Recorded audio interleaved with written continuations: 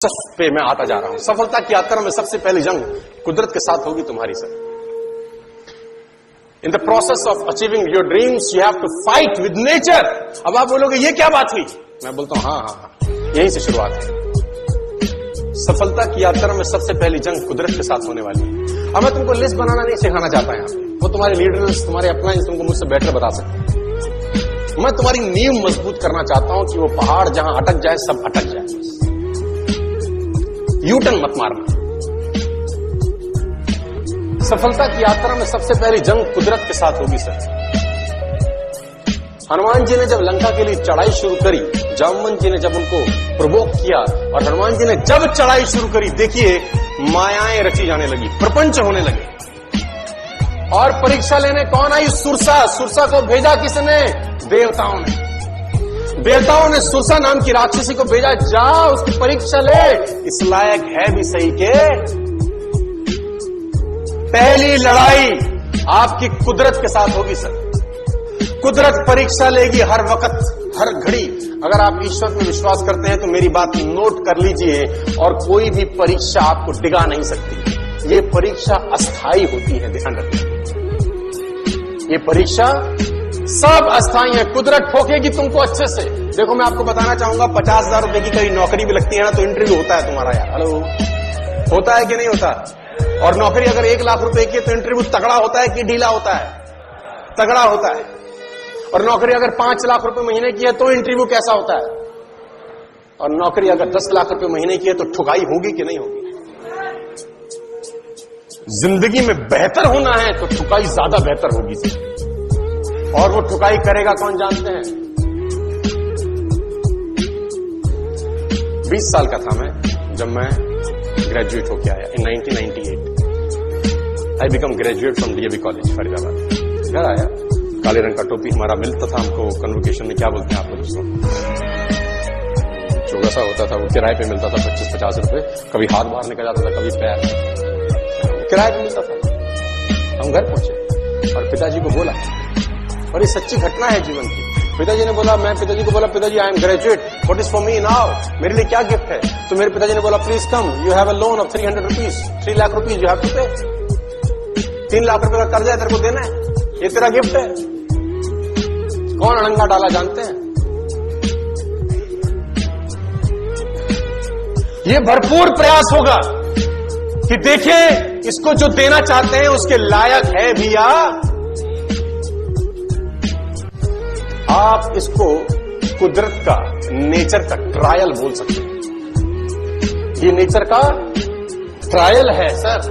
आपको तकलीफ हो रही है, लोग मना कर रहे हैं, टेंशन दे रहे हैं, घर में आपका विरोध हो रहा है, तो ये नेचर का ट्रायल है। वो देखना चाहती है कि लायक है या नहीं। मैं फिर बताता हूं आपको, दिल्ली कर्नाटका के मैच में लड़का घर गया, उसका पिता गुजर गया, मां ने बोला योर फादर एक्सपायर्ड।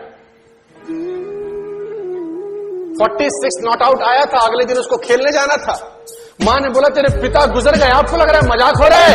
ये खेल हो रहा है सर। ये खेल खेला जा रहा है आपकी पीठ के पीछे। और खेल कौन रहा है?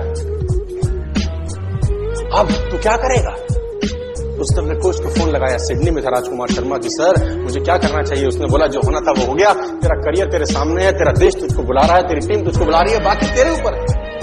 कुदरत ने चैलेंज फेंका कि विराट तुझे बहुत कुछ देना है रे, मुझको प्रूफ कर आज अपने आप को। तुझे बहुत कुछ देना चाहती हूं, प्रूफ कर। तेरे आगे आज समस्या है, समाधान है कि नहीं?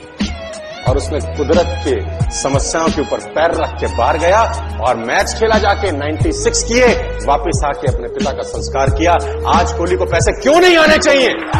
आने चाहिए, वो डिजर्व करता है सर। कौन इम्तिहान ले रहा है?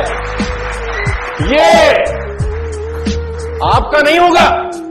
अगर आपको लगता है आपका इम्तिहान नहीं हो रहा है तो समझ लीजिए पैसे देने वाला मामला नहीं है। फिर तुम चुपचाप सीधा सीधा खेल रहे हो, यॉर्कर नहीं लग रहे, फुल टॉस नहीं आ रही, तो समझ लो कोई इम्तिहान नहीं चल रहा तुम्हारा, पैसे पूसे नहीं आने वाले। और अगर इम्तिहान चल रहा है तो आप कुदरत को बोलो टफ कर। और क्योंकि जितना ज्यादा टफ इम्तिहान होगा उतनी ज्यादा सफलता आपकी झोली में गिरने वाली है। ऐसा मान के चलना, बस ऐसा तुम मान के चलना कि ऐसा ही होगा। मैं आपको बताना चाहूंगा सर, अरुणिमा सिन्हा एवरेस्ट फतेह करी, लेकिन कुछ महीने पहले क्या हो गया? ट्रेन से फेंक दिया। कौन खेल खेल रहा है जानते हैं? इसको दुनिया में लोकप्रिय करना चाहती थी कुदरत। कुदरत कह रही है मैं तुझको दुनिया में लोकप्रिय करना चाहती हूं, प्रूफ कर तू इस लायक है भैया। ये खेल खेला जा रहा है। रविंद्र जैन को अंधा बनाया गया, सूरदास को अंधा बनाया गया। आपको लग रहा है मजाक हो रहा है? नहीं नहीं, शोहरत देने से पहले की इम्तिहान है। शोहरत दौलत देने से पहले का इम्तिहान है। तुम्हारे को 15 लोग मना कर रहे हैं और तुम घर जा रहे हो तो कुदरत हंस रही है। कुदरत बोल रही है हमको पता था कि ये लौट जाएगा, हमने इतना खजाना रखा ही नहीं इसके लिए तो हमने सिर्फ 2 सूट रखे थे। इसके लिए हमने 2 सूट रखे थे। जो इसने दिया हमने उतना इसको। तो किसी ने बोला सोनू शर्मा को इतना काय को देते रहते? तो वो जवाब देता है इसने बहुत कुछ दिया, हमने भी इसको बहुत कुछ दिया। इसने बहुत कुछ दिया, हमने इसको बहुत कुछ दिया। और मैं आपको बताना चाहूंगा, अगर एक बार आप कुदरत से जंग लड़ लो और जीत जाओ, कुछ समय के बाद ये कुदरत सहयोगी हो जाती है तुम्हारी। यही कुदरत जो तुम्हारे आगे परेशानी खड़ी करती है, एक दिन यही सपोर्ट में आके तुम्हारे खड़े हो जाएगी। और अगर कोई अड़ंगी डालेगा भी सही तो पैर उठा के फेंक देगी बाहर। पहले विरोध करेगी, फिर सपोर्ट करेगी। आपको क्या लगता है सर? सारा खेल कुदरत का है। राम जी को राज तिलक हो रहा है, सुबेरे देखो, सुबह राज तिलक हो रहा है। आप कह रहे हो वनवास हो गया, क्यों हो गया? आप किताब पढ़िए, ग्रंथ पढ़िए, आपको मालूम चलेगा क्यों हुआ। जैसे ही उनका राज तिलक, सुबेरे का अनाउंसमेंट था कि कल सुबह इनको राज तिलक होगा, देवताओं की आपात मीटिंग हुई। देवता ने बोला ओ तेरी, ये तो कह रहे थे हमने तुम्हारे लिए अवतार लिया है, ये तो राजपाट संभालेंगे तो रावण मारेगा कौन? मीटिंग हुई, आप किताब पढ़िए। सरस्वती जी को बुलाया गया कि माता आज की रात है, बस आज की रात है जिंदगी, कल तो खेल बिगड़ जाएगा। मां ने बोला क्या करूं? बोला मंथरा की बुद्धि फेर दे। जिसको राजपाट मिलने वाला था उसको 14 साल का वनवास मंथरा ने नहीं दिलवाया। मंथरा तो खामा-खा बदनाम हुई। सरस्वती आई, मंथरा की बुद्धि फेर के चली गई और कुदरत ने भगवान राम को 14 वर्ष के लिए वनवास भेज दिया। लेकिन दोस्तों मैं आपको बताना चाहूंगा, ये इम्तिहान हो रहा था कि 14 साल कैसे रहता है, क्योंकि जब अयोध्या में रहे तो युवराज राम रहे और जब 14 साल के बाद लौट के आए तो मर्यादा पुरुषोत्तम भगवान राम बनकर लौट के आए। कुदरत इम्तिहान ले रही है आपका। जितना बड़ा इम्तिहान उतनी बड़ी दोस्तों कीमत तो देनी पड़ेगी। कीमत तो अदा। कहते हैं कुछ लोग सपनों की खातिर अपनों से दूर रहे और कुछ लोग अपनों की खातिर सपनों से दूर रहे। कुछ सपनों की खातिर अपनों से दूर रहे, कुछ अपनों की खातिर सपनों से दूर रहे। मैं आपको बताना चाहूंगा, कुदरत आपकी मेहनत का एक जर्रा भी जाया नहीं करेगी।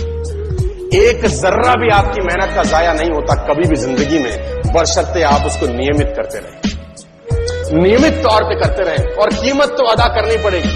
आज कीमत अदा कर दो, जिंदगी भर ऐश करो, या आज ऐश करके जिंदगी भर साला उसकी कीमत चुकाते रहना। कीमत तो अदा करनी पड़ेगी। You have to pay the price to become a successful human being. आपको रोज कुछ ना कुछ कीमत अदा करनी पड़ेगी। ये इतना आसान होता तो सब ना कर लेते। मैं फिर कह रहा हूं, बात समझ में आ रही है तो बोलिए हाँ।